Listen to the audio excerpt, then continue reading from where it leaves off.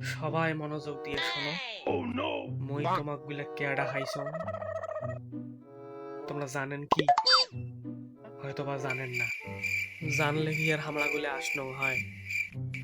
যদি জাননঙে হয় তাহলে তো আসিয়ে হামার গুলা লাভ হইল না হয়। তা কি জন্য ডাকাইছেন এটা খুলি কন্ত। আসলে নতুন করি আর কি আর কওয়ার, মসজিদের নতুন কমিটি আবার গঠন করব আমি। কে জানেন এই হামলা যে কয়টা কমিটি গঠন করছিলাম তা ইয়ের মধ্যে একটা খুব ছাগলামি করিল গিয়া, মাইসক জমি দিয়ে জাল কওলা দিছে।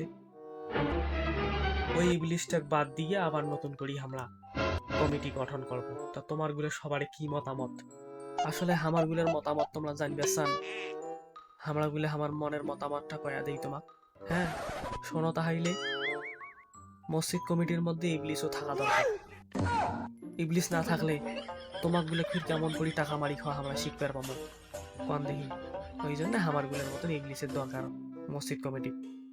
ওয়াই যদি এলা এই জাল দলিল খেন না করিল হয় তাইলে কি আর টাকা খাবার পাইলে হয়?